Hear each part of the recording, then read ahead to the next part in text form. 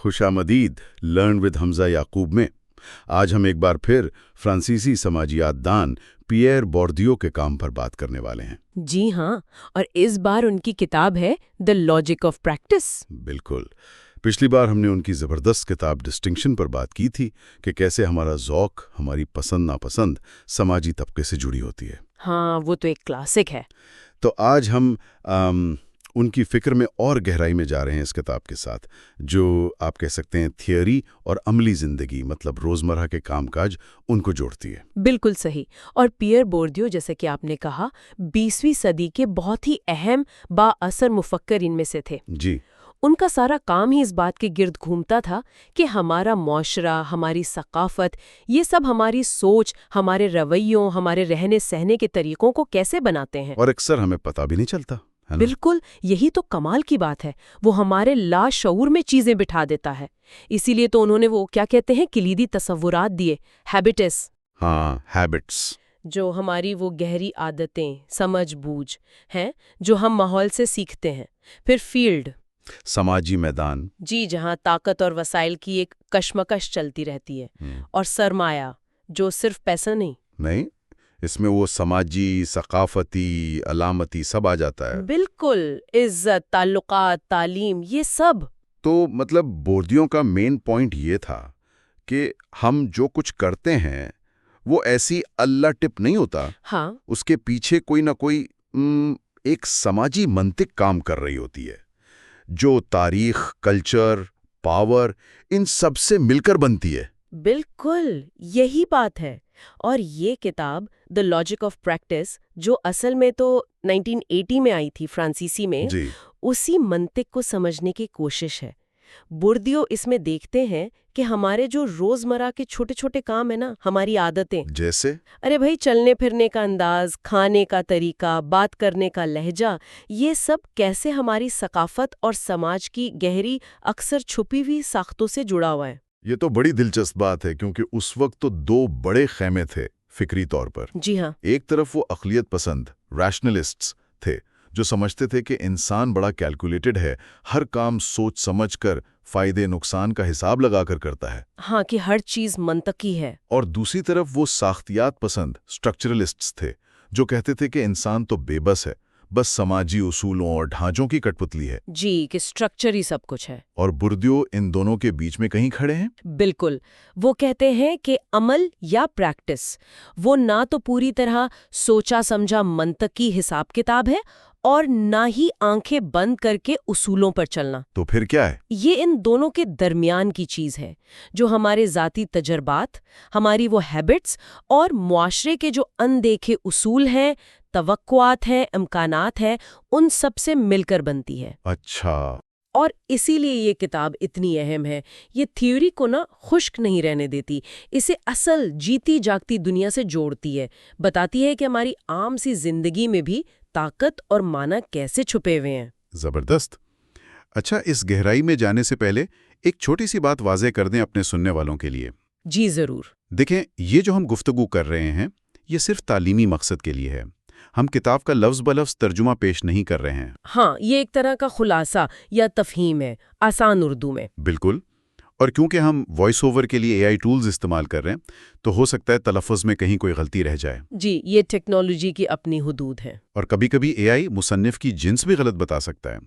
ویسے پیئر بوردیو مرد تھے۔ ہاں، یہ نوٹ کرنا اہم ہے۔ ہمارا مقصد بس یہی ہے کہ مشکل باتوں کو آسان کیا جائے، اور جہاں کوئی ٹیکنیکل اصطلاح آئے تو اس کا مطلب بتا دیں یا انگریزی متبادل دے دیں۔ بہت اچھا، تو پھر شروع کریں پیش لفظ سے۔ جی بالکل، پیش لفظ میں بوردیو کیا کہتے ہیں، کیوں لکھی یہ کتاب؟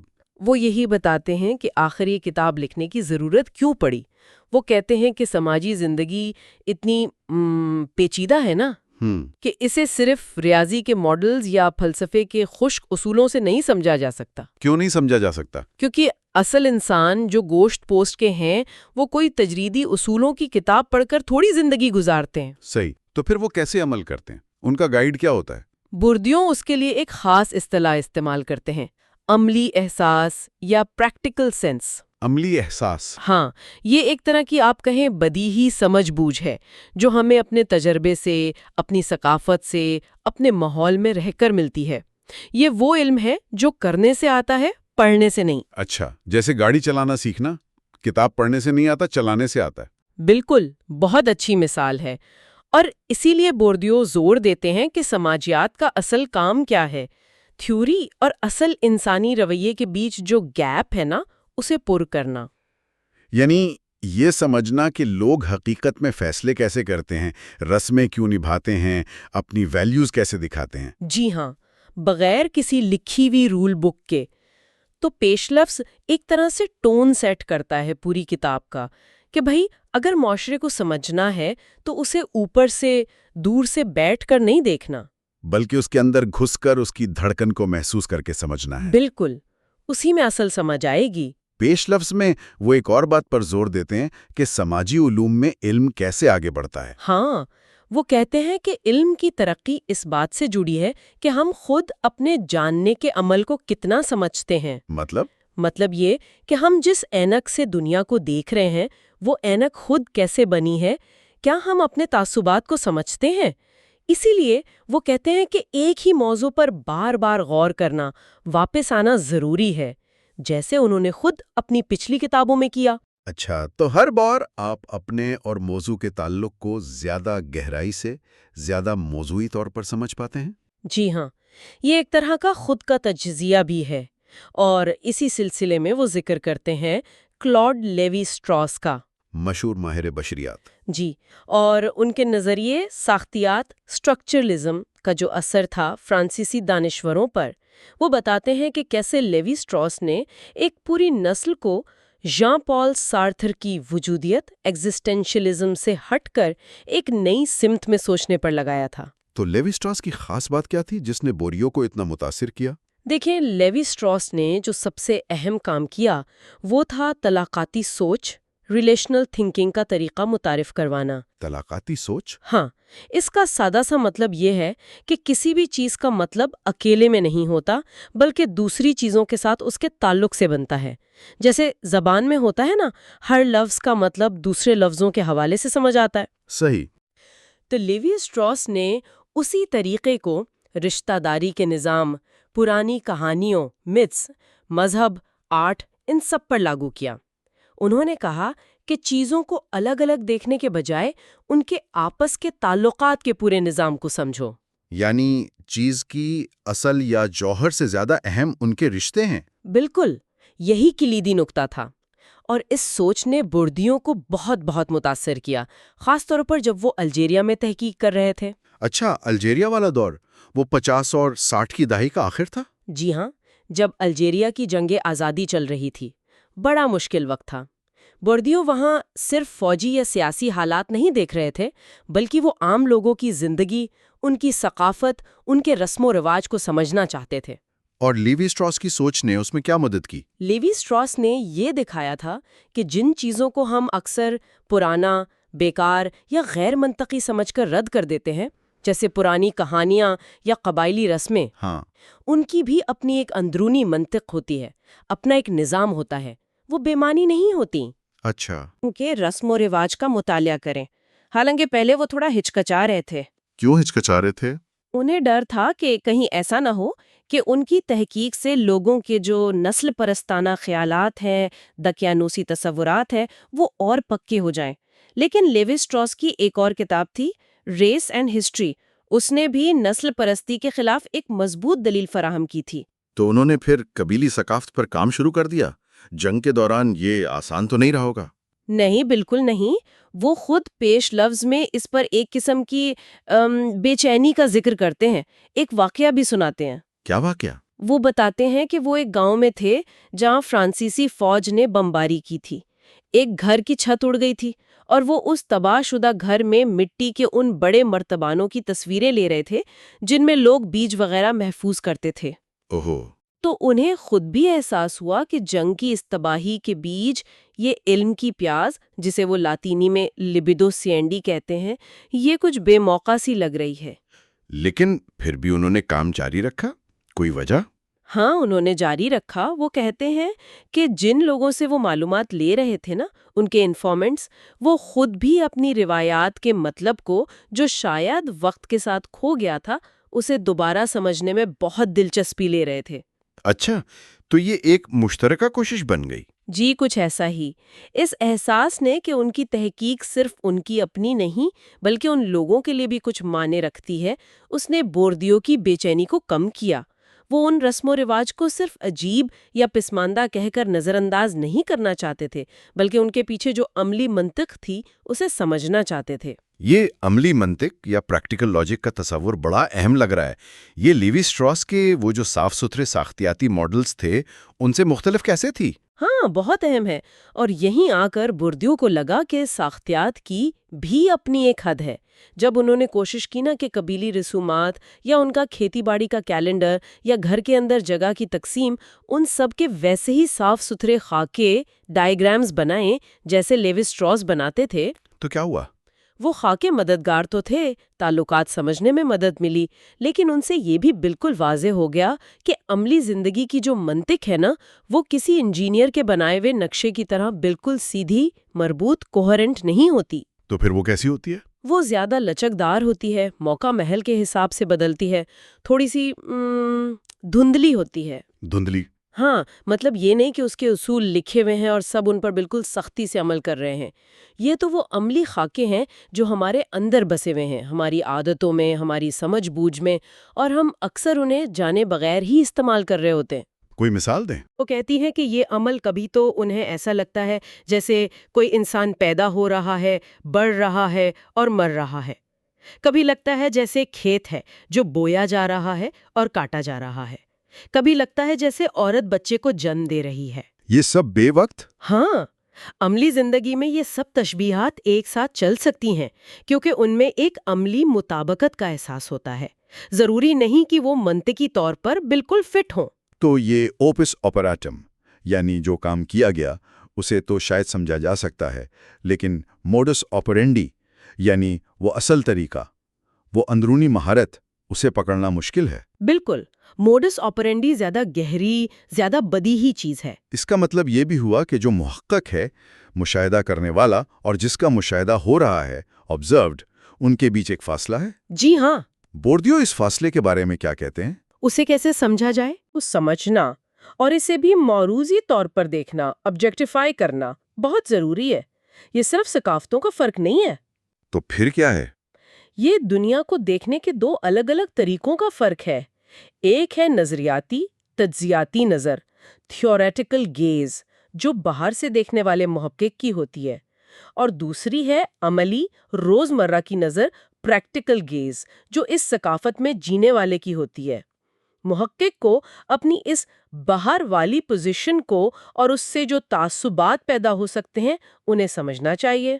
تو کیا یہ فاصلہ مٹایا جا سکتا ہے؟ کیا محقق بالکل اندر والا بن سکتا ہے؟ بوردیو کہتے ہیں کہ مقصد یہ نہیں کہ باہر والا بالکل اندر والا بن جائے، یہ ممکن بھی نہیں۔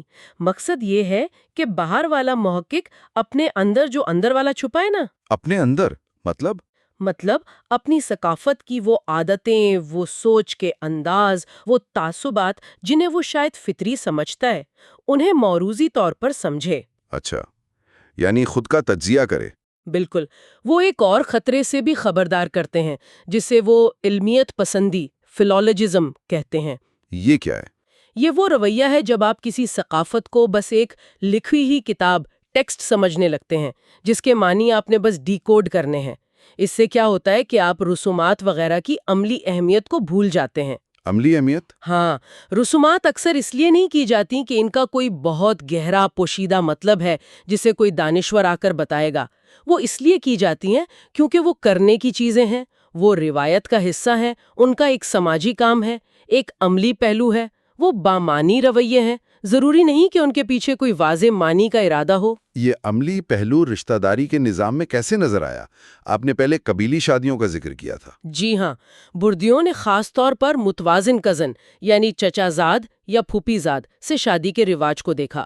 انہوں نے پایا کہ اسے صرف ایک سماجی اصول، نارم سمجھنا کافی نہیں ہے۔ کیوں؟ کیونکہ جب انہوں نے یہ حساب لگانے کی کوشش کی کہ کتنے فیصد شادیاں کزن میرج ہوتی ہیں تو نتیجہ اس بات پر منحصر نکلا کہ آپ گنتی کس بنیاد پر کر رہے ہیں، خاندان کی سطح پر، قبیلے کی سطح پر یا گاؤں کی سطح پر۔ اور یہ جو گروہ بندیاں تھیں نا، یہ خود سماجی حکمت عملیوں کا حصہ تھیں۔ اوہ، تو شادیاں صرف اصول نبھانا نہیں تھی بلکہ وہ خاندانوں کی حکمت عملیاں بھی تھیں۔ بالکل، مختلف قسم کی شادیاں ہوتی تھیں اور ان کے ساتھ رسم و رواج بھی بدلتے تھے۔ یہ سب خاندانوں کے لیے اپنا مادی سرمایہ، دولت، زمین اور علامتی سرمایہ، عزت، وقار، سماجی تعلقات بڑھانے کی حکمت عملی تھی۔ اور یہ حکمت عملی کہاں سے آتی تھی؟ کسی کتاب سے؟ نہیں، کتاب سے نہیں، یہ لوگوں کی ہیبٹ سے پیدا ہوتی تھیں۔ ان کی وہ گہری سماجی تربیت، ان کی فہم و فراست، ان کا وہ عملی احساس جس کی ہم نے بات کی۔ اور کیا یہ حکمت عملی والا معاملہ صرف قبائلی یا روایتی معاشروں میں ہوتا ہے؟ ارے نہیں، بالکل نہیں۔ بورڈیو نے یہ چیز فرانس میں اپنے آبائی علاقے بیرن میں بھی دیکھی۔ وہاں بھی انہوں نے تحقیق کی اور پایا کہ رشتہ داری کے تعلقات میں بھی مفادات، انٹرسٹ اور حکمت عملی خوب چلتی ہے۔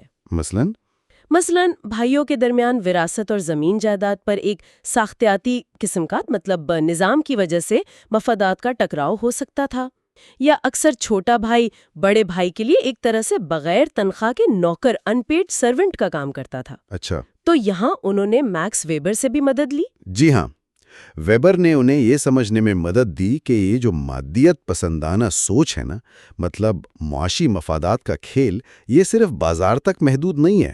یہ خاندان، رشتہ داری، ثقافت، جنہیں مارکسسٹ اکثر روحانی کہہ کر چھوڑ دیتے تھے، ان شعبوں میں بھی پوری طرح کارفرما ہوتی ہے۔ تو یہ جو عملی منطق ہے، یا جسے آپ نے قبل از منطقی پری لاجیکل سوچ بھی کہا، کیا یہ صرف قدیم لوگوں یا غیر مغربی معاشروں کی خاصیت ہے؟ بوردیو اس خیال کو بالکل رد کرتے ہیں۔ وہ کہتے ہیں کہ یہ جو ہم نے ایک دیوار کھڑی کر دی ہے نا، قدیم ذہن اور مہذب ذہن کے بیچ، یہ گمراہ کن ہے۔ تو اصل فرق کیا ہے؟ اصل فرق اکثر جاننے اور کرنے کے درمیان ہے، تشریح کرنے اور استعمال کرنے کے درمیان ہے۔ اور یہ جو عملی یا قبل از منطقی سوچ ہے نا، جو واضح اصولوں کے بجائے مشابہتوں، تضادات اور عملی ضرورتوں کی بنیاد پر کام کرتی ہے، یہ ہر معاشرے میں، ہر انسان میں پائی جاتی ہے۔ ہر معاشرے میں؟ کوئی مثال جدید معاشرے سے؟ بالکل، وہ فرانس میں 1975 میں ہوئے ایک پبلک اوپینین سروے کا حوالہ دیتے ہیں۔ اچھا، اس میں لوگوں سے پوچھا گیا کہ وہ مختلف سیاسی لیڈروں کو کن چیزوں سے جوڑیں گے، جیسے کوئی خاص رنگ، کوئی درخت، کوئی جانور وغیرہ۔ تو لوگوں نے کیا جواب دیا؟ لوگوں نے جواب دیے، لیکن ان جوابات کے پیچھے کوئی واضح منطقی اصول نہیں تھا۔ وہ بس محسوساتی طور پر یا علامتی مشابہت کی بنیاد پر جوڑ بنا رہے ہیں۔ یہ ظاہر کرتا ہے کہ جوڑوں میں سوچنا، تھنکنگ ان کپلز، تضادات، اپوزیشنز کے ذریعے دنیا کو سمجھنا، یہ صرف قبائلی ذہن کی بات نہیں ہے۔ تو جب ہم دوسروں کو غیر منطقی کہتے ہیں تو اکثر ہم اپنی ہی منطق کے ان پہلوؤں کو نظر انداز کر رہے ہوتے ہیں جنہیں ہم نے خود موضوعاتی طور پر نہیں سمجھا ہوتا۔ ہم اپنی ہی عملی منطق کو یونیورسل سمجھ بیٹھتے ہیں۔ تو اس ساری بحث کا پیش لفظ کا نچوڑ کیا نکلا؟ سماجیات کا مقصد کیا ٹھہرا؟ بوردیو کے نزدیک ہر حقیقی سماجیاتی تحقیق، جب آپ گہرائی میں جاتے ہیں تو وہ لازمی طور پر ایک سماجی تجزیہ، سوشو انالیسس بھی بن جاتی ہے۔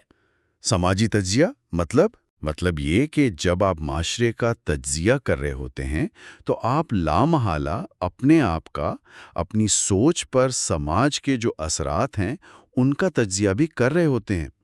یہ عمل آپ کو مجبور کرتا ہے کہ آپ اپنی سوچ کی ان کیٹیگریز، یعنی سوچنے، پرسیو کرنے اور اپریشیٹ کرنے کی طریقوں کو سمجھیں جن کے ذریعے آپ دنیا کو دیکھتے ہیں اور جنہیں آپ اکثر قدرتی یا ذاتی سمجھ لیتے ہیں۔ تو یہ ایک طرح سے ہمیں ہماری انفرادیت کے چھوٹے سے دائرے سے باہر نکالتی ہے، دکھاتی ہے کہ ہم کتنے زیادہ اپنے معاشرے کی پیداوار ہیں۔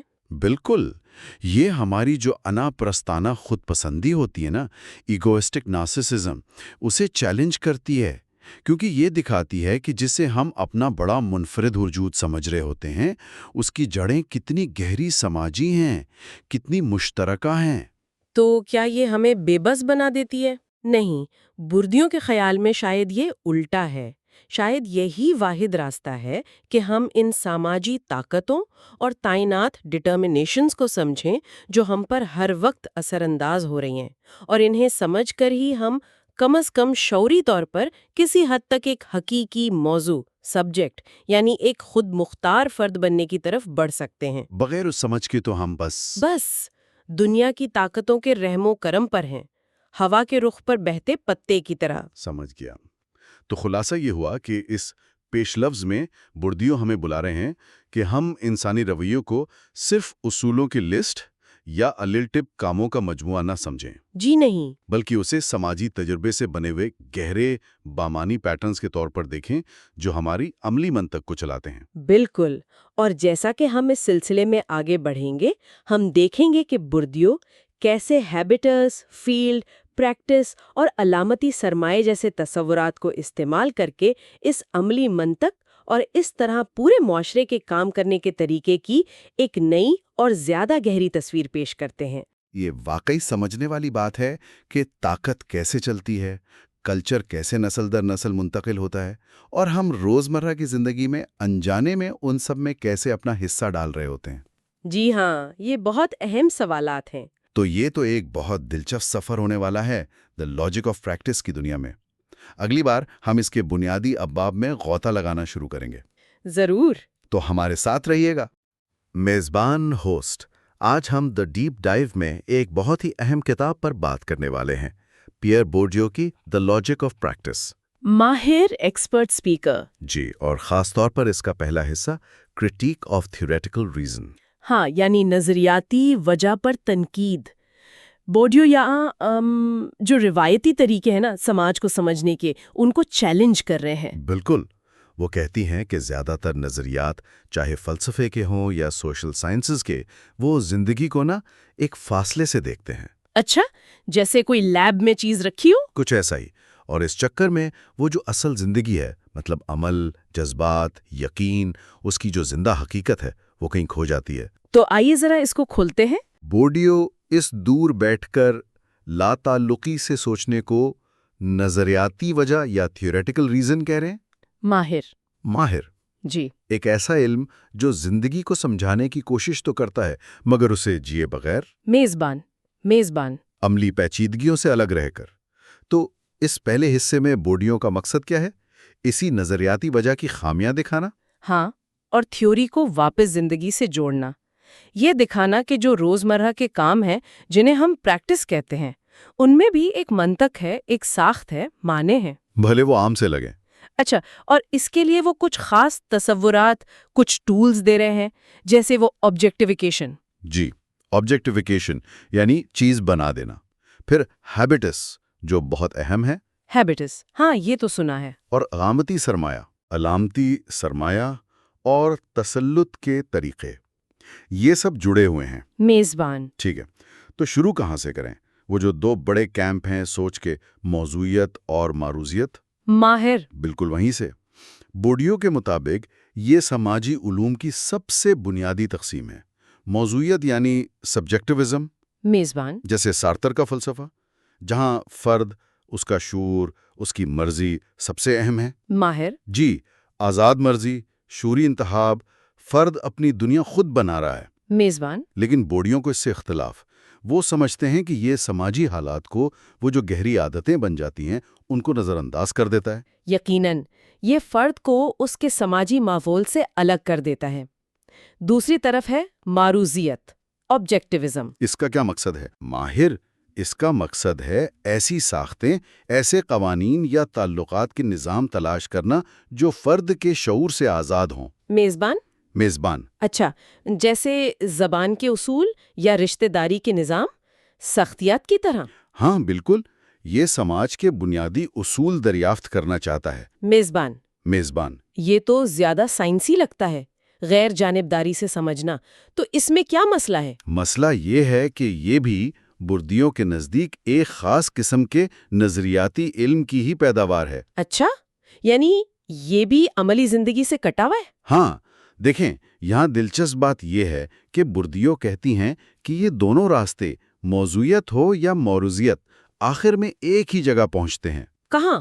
وہ دونوں نظریاتی وجہ کی پیداوار ہیں، دنیا کو ایک فاصلے سے دیکھتے ہیں، تماشائی بن کر، نہ کہ شریک بن کر۔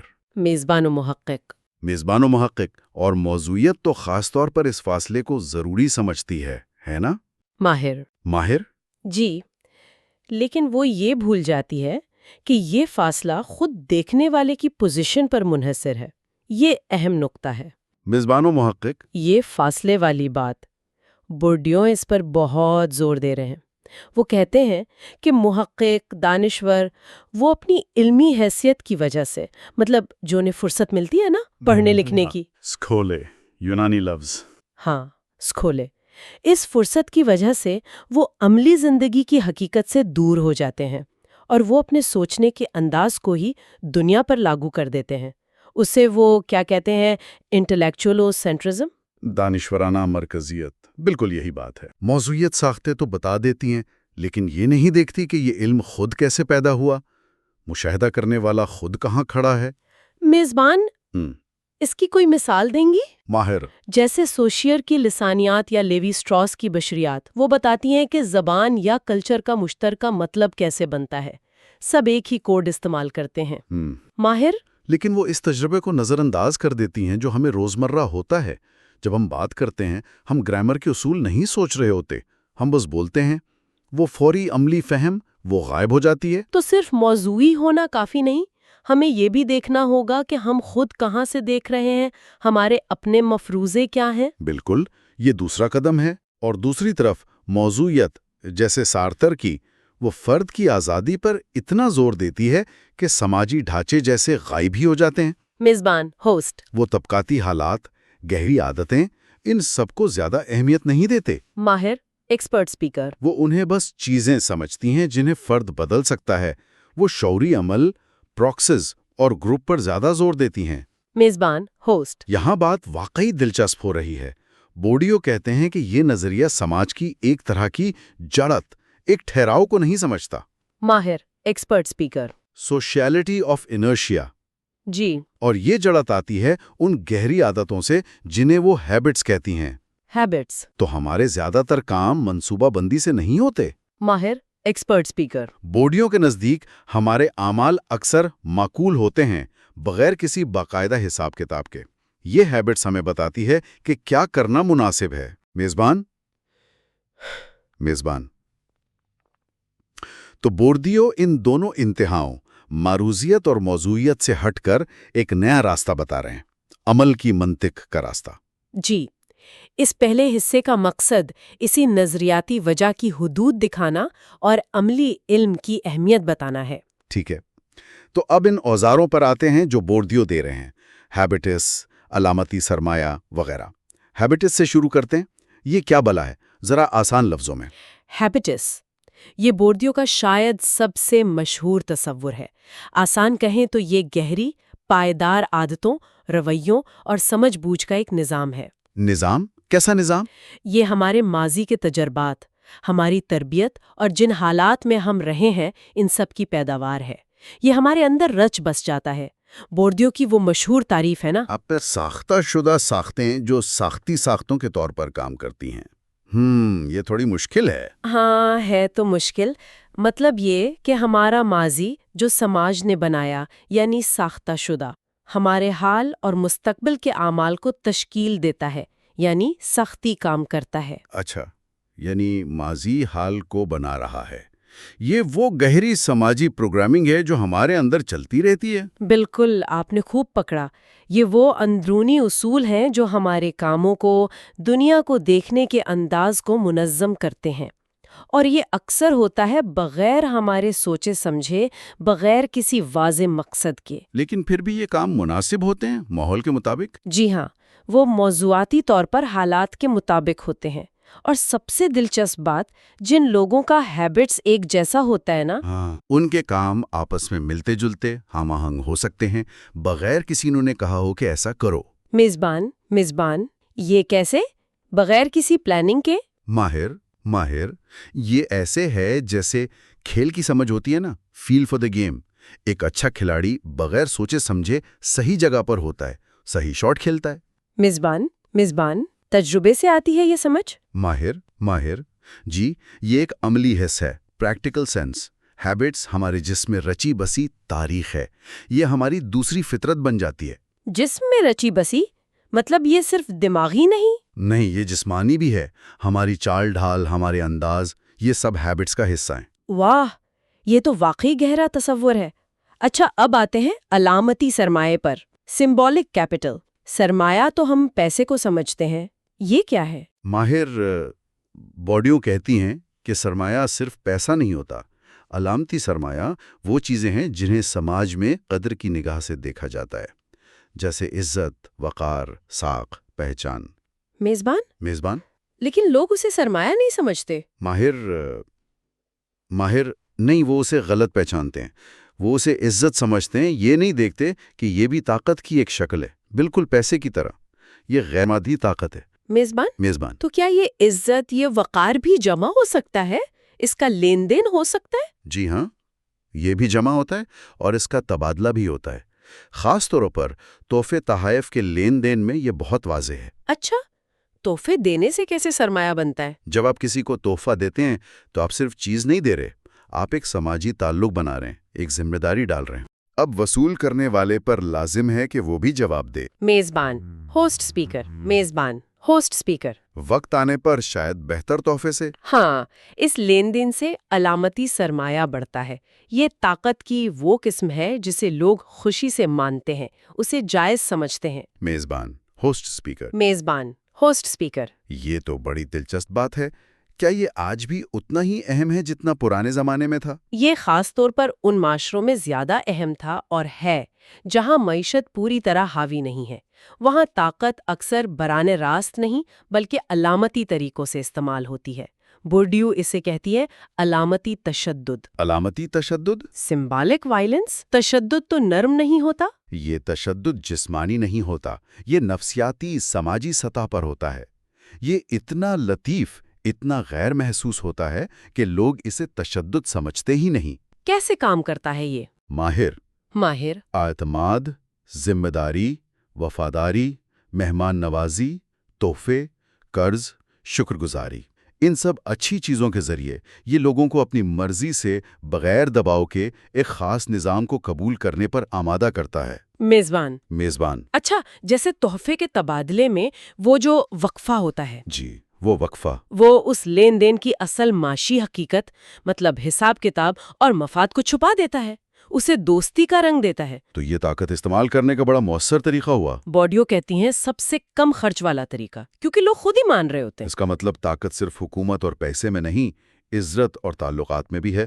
یہ ہمیں لاتا ہے اگلے تصور پر، تسلط کے طریقے۔ جی، علامتی سرمایہ اور علامتی تشدد تسلط قائم رکھنے کے بہت اہم طریقے ہیں، خاص طور پر قبل از سرمایہ دارانہ معاشروں میں۔ میزبان، جہاں معاشی اور ریاست اتنے مضبوط نہیں۔ ماہر، ہاں، وہاں ذاتی تعلقات، خاندان کی عزت، ساکھ یعنی علامتی سرمایہ بہت اہم ہوتا ہے۔ امیر لوگ کیسے اپنا اثر رکھتے ہیں؟ تحفے دے کر، دعوتیں کر کے، مدد کر کے۔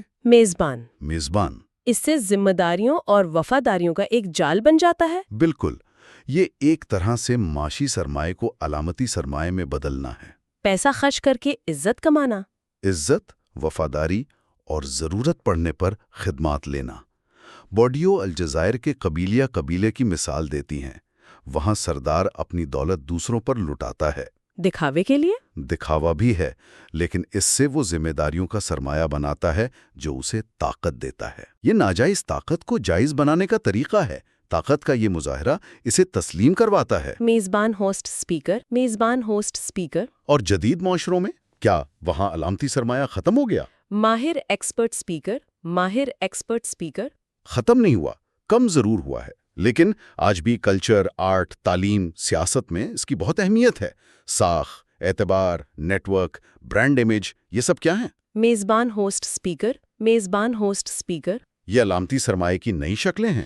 جی، لوگ آج بھی ان میں سرمایہ کاری کرتے ہیں۔ یہ سب سمجھ آ رہا ہے، لیکن بورڈیو ایک اور خطرے سے بھی آگاہ کر رہے ہیں، معروضیت کا شکار ہونا، آبجیکٹیفیکیشن۔ یہ کیا ہے؟ ماہر ایکسپرٹ اسپیکر۔ اس کا تعلق واپس نظریاتی وجہ سے ہے۔ بورڈیو کہتی ہیں کہ جب ہم محقق عملی زندگی کا مطالعہ کرتے ہیں تو اسے سمجھنے کے لیے ماڈلز، نقشے، اصول بناتے ہیں، اسے معروضی بناتے ہیں۔ تو اس میں کیا خرابی ہے؟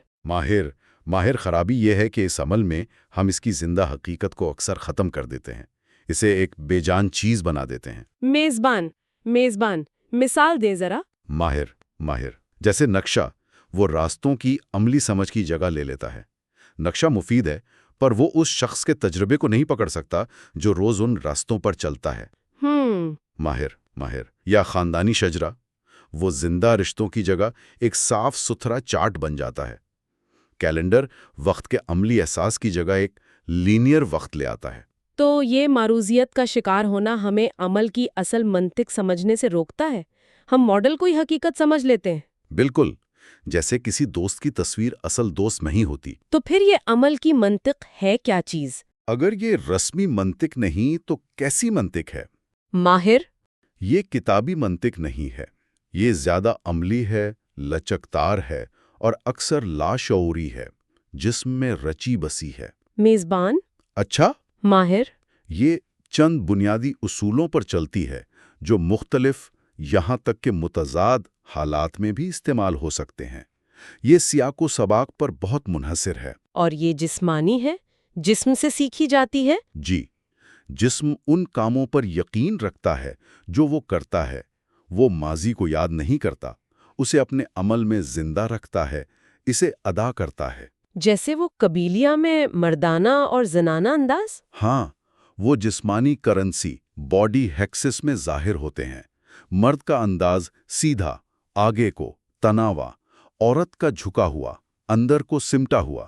یہ صرف سوچ نہیں، جسم کی عادت ہے، یہ ہیبٹس کی جسمانی شکل ہے۔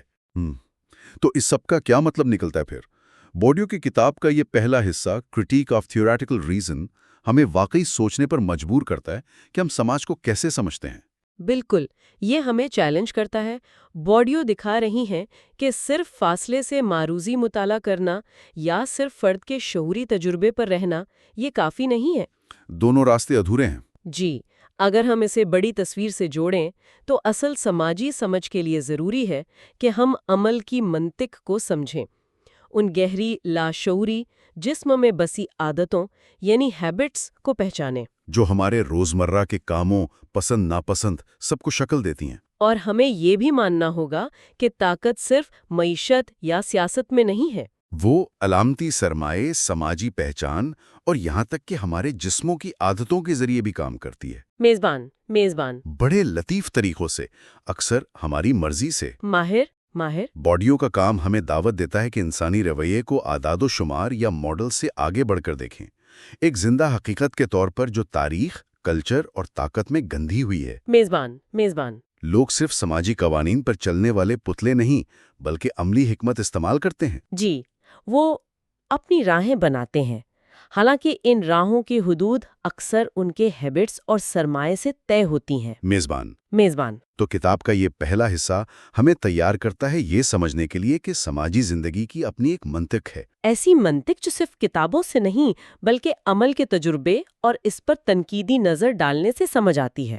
اور یہ ہمیں اگلے حصوں کے لیے تیار کرتا ہے جہاں بورڈیو ان خیالات کو مزید گہرائی میں لے جائیں گے۔ ماہر ایکسپرٹ بالکل، اور یہ ایک اہم سوال اٹھاتا ہے آخر میں سوچنے کے لیے۔ میزبان ہوسٹ کیا سوال؟ ماہر ایکسپرٹ یہی کہ اگر ہماری اتنی ساری عادتیں، ترجیحات، اعمال یہ سب ہیبٹس ہیں، ہماری تاریخ اور حالات کی پیداوار، تو پھر ہمارے روزمرہ کے جو انتخابات ہیں ان میں ہمارا اپنا شعوری فیصلہ کتنا ہے اور کتنا صرف ماضی کی بازگشت ہے جسے ہم شاید پہچانتے بھی نہیں۔ یہ واقعی سوچنے کی بات ہے۔ خوش آمدید۔ آج ہم ایک بہت ہی آپ کہہ لیں اہم سماجی مفکر پیئر بورڈیو کی مشہور کتاب دی لاجک آف پریکٹس پر بات کر رہے ہیں، خاص طور پر اس کے دوسرے حصے پر جس کا عنوان ہے عملی منطق یعنی پریکٹیکل لاجکس۔ جی ہاں، ہمارے پاس کتاب کے کچھ اہم حصے ہیں، اقتباسات ہیں، اور ان کی مدد سے ہم یہ سمجھنے کی کوشش کریں گے کہ ہماری جو روزمرہ کی زندگی ہے نا، ہماری عادتیں، ہمارے فیصلے، ان سب کے پیچھے ایک چھپی ہوئی منطق، لاجک کیسے کام کرتی ہے۔ بالکل، ایک لاشعوری منطق۔ ہاں، لاشعوری، اور بوڈیو اس کے لیے شمالی افریقہ کے قبیلے کی مثالیں بہت دیتا ہے، تو ہم ان پر بھی غور کریں گے۔ جی، یہ یاد رکھنا ضروری ہے کہ کتاب کا پہلا حصہ زیادہ نظریاتی تھا، تھیوری پر تھا، لیکن یہاں اس حصے میں بوڈیو ان نظریات کو عملی زندگی پر لاگو کرتا ہے، اصل دنیا میں لے آتا ہے۔ بالکل۔ اچھا، تو آئیے اسے کھول کر دیکھتے ہیں۔ بالکل۔ اور دیکھیں، یہاں جو چیز فوراً سامنے آتی ہے نا، وہ یہ ہے کہ بوڈیو ہمیں صرف لکھے ہوئے اصولوں سے آگے دیکھنے کو کہتا ہے۔ اچھا، وہ کہتا ہے اصل کہانی عمل میں ہے، پریکٹس میں، کہ لوگ حقیقت میں کیا کرتے ہیں اور کیوں کرتے ہیں۔ کیوں؟ اور اس کیوں کا جواب اکثر ہیبٹس میں ہوتا ہے، ہیبٹس۔ ہیبٹس یہ کیا چیز ہے؟ ہیبٹس وہ یوں سمجھیں کہ گہری تقریباً جبلی سمجھ بوجھ ہے، عادتیں ہیں، مزاج ہے، جو ہم اپنے سماجی ماحول سے مطلب غیر محسوس طریقے سے سیکھتے ہیں۔ اچھا، یعنی جو ہماری دوسری فطرت بن جاتی ہے۔ بالکل صحیح، دوسری فطرت۔ تو یہ عملی منطق جو ہے نا، یہ دراصل وہ غیر بیان شدہ حکمت عملی ہیں، اسٹریٹجیز، جو ہمارے رویوں کو چلاتی ہیں، بھلے ہمیں ان کا پتہ نہ ہو۔ واہ! اور قبائل جیسے روایتی معاشروں کا مطالعہ اس لیے اہم ہے کیونکہ وہاں یہ چیزیں زیادہ صاف نظر آتی ہیں۔ جدید معاشروں میں تو یہ اکثر چھپ جاتی ہیں۔ تو گویا یہ صرف اصولوں کی بات نہیں، بلکہ لوگ ان اصولوں کے ساتھ کھیلتے کیسے ہیں، انہیں اپنی ضرورت کے مطابق استعمال کیسے کرتے ہیں۔ بالکل یہی بات ہے۔ کتاب آئے کا ایک مرکزی خیال یہی لگتا ہے کہ سماجی سائنس کا کام صرف قانون بتانا نہیں، بلکہ یہ سمجھنا ہے کہ جو باہر سے دیکھ رہا ہے نا تجزیہ نگار، اس کی اپنی سوچ کی بھی حدود ہے۔ جی، بوڈیو ہمیں قاعدے یعنی رول کے بجائے حکمت عملی یعنی اسٹریٹجی پر توجہ دینے کا کہتا ہے۔ اور یہ بات تو بہت ہی دلچسپ لگی کہ سوچ صرف دماغ کا کام نہیں، بلکہ ہمارا جسم بھی سماجی دنیا کو سمجھتا ہے، اس پر عمل کرتا ہے۔ جی ہاں۔ اس نے اسے جسم بطور جیومیٹر کہا ہے، باڈی ایز جیومیٹر، مطلب جسم خود ہی سماجی فاصلے ناپ لیتا ہے۔ بالکل۔ مناسب رویے کیا ہیں، یہ جسم کو پتہ ہوتا ہے۔ یہ سوچنے کا ایک بالکل الگ زاویہ ہے۔ واقعی یہ ایک آپ کہیں انقلابی نقطہ ہے۔ اس کا مطلب یہ ہوا کہ ہمارے بہت سے سماجی کام تقریباً خودکار ہوتے ہیں، لاشعوری طور پر۔ اور ایسا اس لیے ہوتا ہے کیونکہ ہمارا ہیبٹس، وہ جو سماجی طور پر بنا ہوا مزاج ہے، وہ سماجی ماحول اور اس کے تقاضوں کے ساتھ مطلب سٹرکچرز کے ساتھ ہم آہنگ ہو جاتا ہے۔ اچھا، یہ ہم آہنگی کوئی کتابی اصول پڑھ کر نہیں آتی، یہ تجربے سے آتی ہے، ماحول میں رہ کر پیدا ہوتی ہے، ہماری دوسری فطرت بن جاتی ہے۔ صحیح۔ بوڈیو اس عمل کو سمجھنے کے لیے سوشیو انالیسس کی بات کرتا ہے۔ سوشیو انالیسس یعنی سماجی نفسیاتی تجزیہ۔ سوشیو انالیسس جی، اس کا مقصد یہ ہے کہ جو چیزیں ہمیں ذاتی یا موضوعی سبجیکٹو لگتی ہے نا، ان میں چھپے ہوئے سماجی اور معروضی آبجیکٹو ڈھانچے سامنے لائے جائیں۔ اچھا، اور یہ بھی دیکھا جائے کہ یہ معروضی ڈھانچے بھی تو افراد کے عمل اور تجربے سے ہی بنتے ہیں اور قائم رہتے ہیں۔ اس کی کوئی ٹھوس مثال دے سکتے ہیں قبائلی معاشرے سے، تاکہ یہ سوشیو انالیسس والی بات تھوڑی واضح ہو؟ ضرور ضرور۔ قبائلی معاشرے میں مردانگی کے تصورات کو دیکھ لیں۔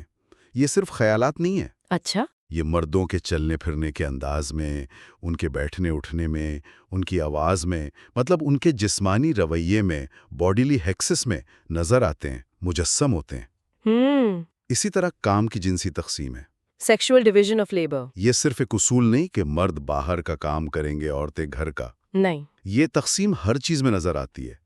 گھر کے اندر جگہوں کی تقسیم میں، اوزاروں میں، یہاں تک کہ وقت کے استعمال میں بھی۔ وقت کے استعمال میں کیسے؟ ایسے کہ عورتوں کو اکثر وہ کام ملتے ہیں جو مسلسل چلتے رہتے ہیں، نظر نہیں آتے، جن کا کوئی واضح شروع یا ختم نہیں ہوتا، جبکہ مردوں کے کام زیادہ وقفوں والے، زیادہ نمایاں ہوتے ہیں۔ اچھا، یہ تو گہری بات ہے۔ جی، یہ سب مل کر ایک ایسا نظام بناتے ہیں جو خود کو صرف اصولوں سے نہیں بلکہ روزمرہ کے ان گنت چھوٹے چھوٹے اعمال، پریکٹسز سے دوبارہ پیدا کرتا ہے۔ اس طرح سماجی تقسیم جیسے مرد اور عورت کی صرف ذہنوں میں نہیں رہتی، وہ جسموں میں، رویوں میں، پوری سماجی ترتیب میں گہرائی تک نقش ہو جاتی ہے۔ یہ تو واقعی سماج کی پرتیں کھولنے والی بات ہے۔ اچھا، اب بورڈیو ایک بہت ٹھوس موضوع پر آتا ہے، زمین اور شادی کی حکمت عملی۔ جی، باب کا عنوان ہے لینڈ اینڈ میٹریمونیل اسٹریٹجیز۔ یہاں وہ فرانس کے ایک علاقے بیون کی مثال دیتا ہے۔ بیون وہ بتاتا ہے کہ وراثت کا نظام صرف قانونی اصولوں پر نہیں چلتا، جیسے پرائموجینیچر یعنی پہلوٹے بیٹے کو سب کچھ ملنے کا حق۔ نہیں، اس سے زیادہ پیچیدہ ہے۔ ہاں، بلکہ اصل میں یہ خاندانی ورثے کو، جسے وہ پیٹریمونی کہتا ہے، نسل در نسل بچانے کی بڑی پیچیدہ حکمت عملیوں پر منحصر ہے۔ بالکل۔ یہاں وہ اڈاٹ کا ایک دلچسپ تصور بھی لاتا ہے۔ جی ہاں، اڈاٹ، اس کو سمجھنا ضروری ہے۔ یہ عام جہیز، ڈاوری نہیں ہے۔ نہیں ہے تو کیا ہے؟ یہ دراصل ان چھوٹے بہن بھائیوں کو دیا جانے والا معاوضہ ہے، کمپنسیشن ہے، جو وراثت میں زمین پر اپنے حق سے دستبردار ہوتے ہیں۔ تاکہ جائیداد تقسیم نہ ہو ہے کہ اس کی شادی خاندان میں ہی کسی ایسے مرد سے ہو جو وراثت سنبھال سکے۔ مقصد ہمیشہ ورثے کو محفوظ رکھنا ہے۔ جی، مقصد ہمیشہ خاندانی ورثے کو محفوظ رکھنا ہوتا ہے۔ اور شادی، کیا وہ بھی اسی طرح کی حساب کتاب والی حکمت عملی کا حصہ ہے؟ بالکل۔ شادی صرف محبت یا رشتہ داری کا معاملہ نہیں، اس کے پیچھے باقاعدہ سماجی اور معاشی حساب کتاب ہوتا ہے۔ اچھا؟ مقصد ہوتا ہے معاشی منافع، اکنامک پروفٹ، اور علامتی منافع، سمبولک پروفٹ، دونوں کو زیادہ سے زیادہ کرنا۔ علامتی منافع، سمبولک پروفٹ، یہ کیا ہے؟ علامتی منافع سے مراد ہے عزت، وقار، سماجی حیثیت، خاندان کا نام، جسے بورڈیو علامتی سرمایہ یعنی سمبولک کیپٹل کہتا ہے۔ اچھا، سمبولک کیپٹل۔ جی، اور یہ سرمایہ اکثر معاشی سرمایہ سے بھی زیادہ اہم ہو سکتا ہے۔ شادی کے ذریعے خاندان اپنی سماجی حیثیت کو برقرار رکھنے یا بڑھانے کی کوشش کرتے ہیں۔ تو کیا اس کا مطلب یہ ہوا کہ خاندان صرف اپنے جیسے سماجی رتبے والے گھرانوں میں ہی رشتے کرتے ہیں؟ سٹیٹس دیکھ کر؟ عمومی رجحان یہی ہوتا ہے۔ اسے ہوموگمی کہتے ہیں۔ ہوموگمی یعنی ہم پلا یا ہم رتبہ شادی۔ ہوموگمی۔ بڑے گھرانے کوشش کرتے ہیں کہ ان کے بچوں کی، خاص طور پر وارث بیٹے کی شادی ان کے اپنے معیار کے مطابق ہو۔ اور اگر ایسا نہ ہو، اگر کوئی اپنی حیثیت سے نیچے شادی کر لے؟ تو اسے مس الائنس کہا جاتا ہے۔ مس الائنس، نامناسب رشتہ۔ اس سے خاندان کی عزت کم ہو سکتی ہے۔ دوسری طرف اپنی حیثیت سے بہت اوپر شادی کرنے میں بھی خطرات ہوتے ہیں۔ اچھا، وہ کیسے؟ مثال کے طور پر، اگر پہلوٹا بیٹا بہت اونچے گھرانے میں شادی کرے تو ہو سکتا ہے سسرال والے اس پر حاوی ہو جائیں، گھر کا توازن بگڑ جائے۔ صحیح۔ اسی طرح اگر ایک چھوٹا بھائی اپنی حیثیت سے بہت اوپر شادی کرے تو وہ بیوی کے خاندان کے سامنے کمتر محسوس کر سکتا ہے۔ اچھا، تو بڑا حساب کتاب رکھنا پڑتا ہے۔ جی، خاندان ان تمام پہلوؤں پر غور کر کے ایک طرح کا توازن قائم کرنے کی کوشش کرتے ہیں۔ اس پوری وراثت اور شادی کی حکمت عملی میں ایسا لگتا ہے مردوں کا کردار زیادہ مرکزی ہے، خاص طور پہ پہلوٹے بیٹے کا۔ جی ہاں، ان معاشروں میں مردوں کی بالادستی، سپریمیسی، اور پہلوٹے بیٹے کو اولیت، پرائمیسی کا اصول بہت واضح ہے۔ گھر کا سربراہ عموماً پہلوٹا بیٹا ہوتا ہے یا جسے خاندان وارث چنتا ہے۔ اس کی شناخت زمین اور ورثے سے جڑی ہوتی ہے۔ زمین سے جڑی ہوتی ہے۔ ہاں، بورڈیو یہاں مارکس کا حوالہ بھی دیتا ہے کہ زمین اسے وراثت میں نہیں ملتی، بلکہ زمین اسے وراثت میں پاتی ہے۔ واہ، گہری بات ہے۔ یعنی اس کی پوری شخصیت، اس کا سماجی کردار اس ورثے سے بنتا ہے۔ بیٹیوں کو، چاہے وہ عمر میں بڑی ہی کیوں نہ ہو، اگر بھائی موجود ہے تو انہیں وراثت اور فیصلوں میں دوسری حیثیت دی جاتی ہے۔ صحیح۔ اب قبیلی معاشرے کی طرف واپس آتے ہیں۔ وہاں ایک خاص قسم کی شادی کا ذکر ہے، متوازی چچا زاد سے شادی، یعنی چچا کی بیٹی سے۔ جی، پیٹرولیٹرل پیرل کزن میرج۔ یہ تو عام رواج سے مختلف لگتا ہے، جو خاندان سے باہر شادی کا ہوتا ہے، ایگزوگمی۔ بورڈیو اسے کیسے دیکھتا ہے؟ یہ واقعی ایک، آپ کہہ لیں، متنازع اور دلچسپ موضوع ہے۔ بڑے بڑے ماہر بشریات جیسے لیو اسٹراس نے اسے ایک سکینڈل سمجھا تھا۔ سکینڈل؟ کیوں؟ کیونکہ یہ رشتہ داری کے تبادلے کے جو نظریات تھے ان سے میل نہیں کھاتی تھیں۔ لیکن بورڈیو کہتا ہے کہ ہمیں اسے صرف تجریدی اصولوں سے نہیں دیکھنا چاہیے۔ تو پھر کیسے دیکھیں؟ اس کے پیچھے ٹھوس عملی، سیاسی اور معاشی وجوہات ہو سکتی ہیں۔ کچھ ماہرین کا خیال ہے کہ اس سے خاندان کا اندرونی اتحاد مضبوط ہوتا ہے، ٹوٹ پھوٹ سے بچتا ہے، خاص طور پر جب باہر سے دباؤ ہو۔ جبکہ کچھ دوسرے ماہرین سمجھتے ہیں کہ یہ دراصل خاندانوں کے مزید چھوٹے حصوں میں بٹنے، فیژن کو ظاہر کرتی ہے۔ تو بورڈیو کیا کہتا ہے؟ خاندانوں کی حکمت عملی ہے صرف یہ کہہ دینا کہ اس کا فنکشن اتحاد ہے یا ٹوٹ پھوٹ یہ کافی نہیں، ہمیں اس کی عملی منطق سمجھنی ہوگی۔ یہ کس کے مفاد میں والا سوال واقعی اہم ہے۔ اچھا، اب اگلے موضوع پر چلتے ہیں، the social uses of kinship, یعنی رشتہ داری کے سماجی استعمال۔ یہاں بورڈیو کا مرکزی خیال کیا ہے؟ یہاں بنیادی نقطہ یہ ہے کہ رشتہ داری کوئی جامد چیز نہیں ہے، پہلے سے طے شدہ نہیں، جیسے شجرے میں لکھی ہوتی ہے، تو پھر بلکہ ایک لچکدار وسیلہ ہے جسے لوگ اپنی ضرورت اور مقصد کے مطابق استعمال کرتے ہیں۔ بورڈیو دو طرح کی رشتہ داری میں فرق کرتا ہے۔ اچھا، ایک سرکاری رشتہ داری آفیشل کنشپ جو نسب ناموں اور رسمی تعلقات پر مبنی ہے، اور دوسری عملی رشتہ داری پریکٹیکل کنشپ، عملی رشتہ داری؟ جی، جو روزمرہ کے لین دین، میل جول اور خاص طور پر شادی بیاہ جیسے معاملات میں کام آتی ہے۔ مثال کے طور پر جب کسی شادی کی بات چیت شروع ہوتی ہے نا، جی، تو شروع کے غیر رسمی مراحل میں اکثر وہ خواتین رشتہ دار آگے ہوتی ہیں جو عملی رشتہ داری میں اہم ہے، چاہے وہ رسمی شجرے میں دور کی ہوں۔ اچھا، وہ ماحول بناتی ہیں، اشاروں میں بات چلاتی ہیں، لیکن جب بات پکی ہونے لگتی ہے، رسمی مذاکرات کا وقت آتا ہے، تو پھر سرکاری رشتہ دار سامنے آتے ہیں۔ یعنی خاندان کے مرد سربراہ؟ بالکل، جن کا رسمی نسبی تعلق واضح ہوتا ہے، وہ آ کر معاہدہ طے کرتے ہیں۔ یہ دکھاتا ہے کہ ضرورت کے مطابق رشتہ داری کے مختلف پہلو استعمال ہوتے ہیں۔ تو گویا خاندان یا نسل کی حدود بھی طے شدہ نہیں ہوتی، وہ بدلتی رہتی ہیں؟ بالکل نہیں۔ بورڈیو بتاتا ہے کہ خاندان یا نسل کوئی ٹھوس اکائی نہیں، اس کی حدود سیاق و سباق کے لحاظ سے پھیل یا سکڑ سکتی ہیں۔ اچھا، مثال کے طور پر قبائل میں آتھ کا لفظ استعمال ہوتا ہے، مطلب فلاں کے لوگ۔ ایک ہی شخص مختلف حالات میں خود کو مختلف آتھ کا حصہ بتا سکتا ہے۔ یعنی مقصد کے حساب سے؟ جی، مقصد کے حساب سے، کبھی قریبی خاندان کی بنیاد پر، کبھی وسیع قبیلے کی بنیاد پر، کہ کسی کو شامل کرنا ہے یا خارج کرنا ہے، اتحاد کرنا ہے یا مقابلہ۔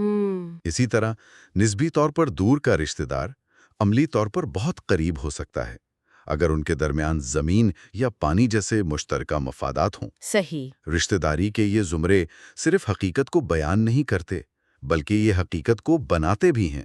لوگ ان زمروں کو استعمال کر کے سماجی تعلقات کو منظم کرتے ہیں۔ بورڈیو اسے منطقی مطابقت کہتا ہے، لاجیکل کنفرمزم۔ اور کیا مرد اور عورتیں ان رشتوں کو مختلف طریقے سے استعمال کرتے ہیں؟ جی ہاں، بورڈیو یہ نوٹ کرتا ہے کہ مرد خاص طور پر رسمی اور عوامی حالات میں پدری نسب کو زیادہ اہمیت دیتے ہیں۔ پیٹریلینیل کنشپ، باپ کی طرف سے چلنے والے رشتے، وہ اکثر ان رشتوں کو نظر انداز کر دیتے ہیں جو عورتوں کے ذریعے بنتے ہیں۔ یوٹرائن کنشپ، جبکہ عورتیں اپنی روزمرہ کی زندگی میں ان عملی غیر رسمی رشتوں پر زیادہ انحصار کرتی ہیں۔ کیا یہی وجہ ہے کہ ہمیں دو طرح کی شادیاں نظر آتی ہیں؟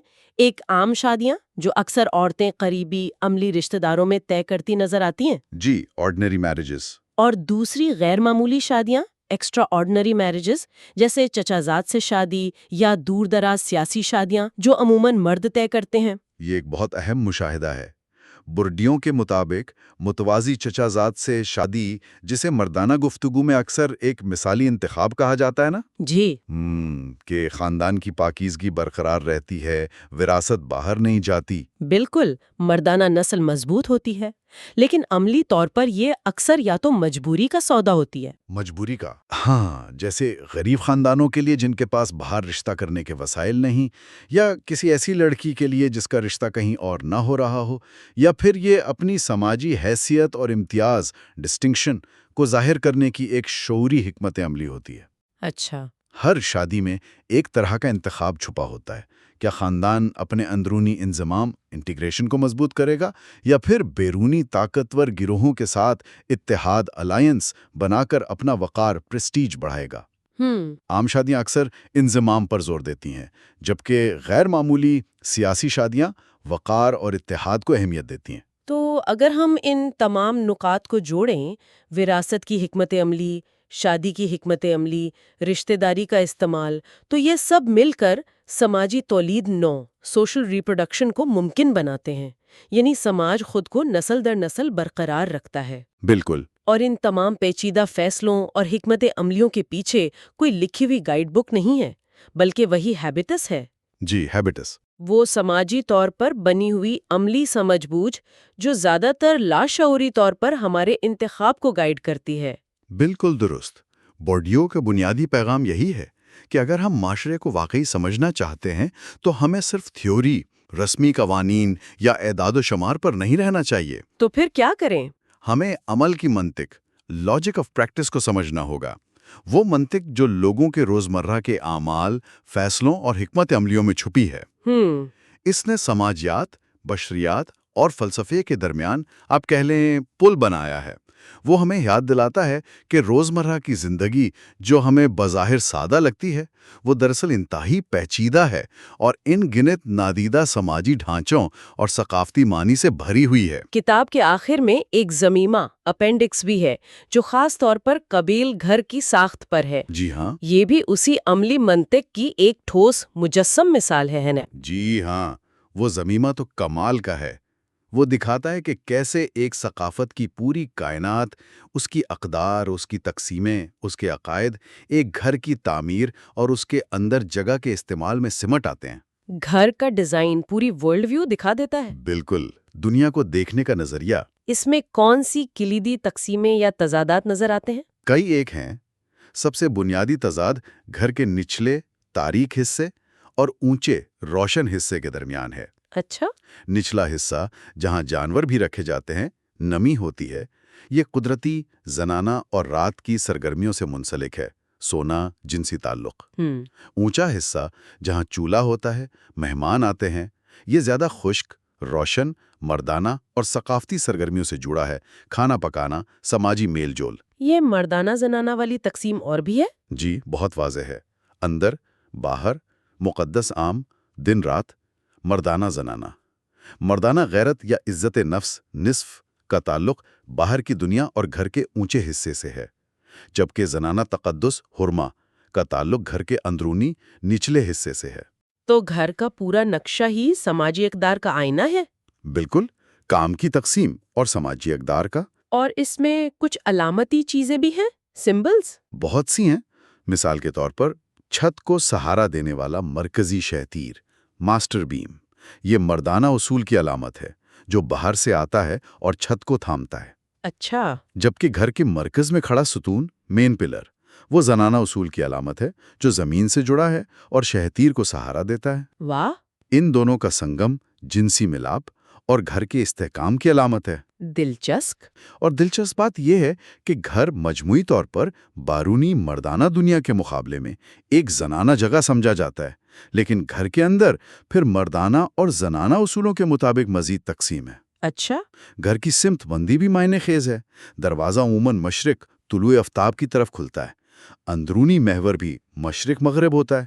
یہ سب مل کر بورڈیو کے مطابق جادوئی منافع، میجیکل پروفٹ کو زیادہ سے زیادہ کرتے ہیں، مطلب کائنات کی مثبت قوتوں کو گھر کی طرف لاتے ہیں۔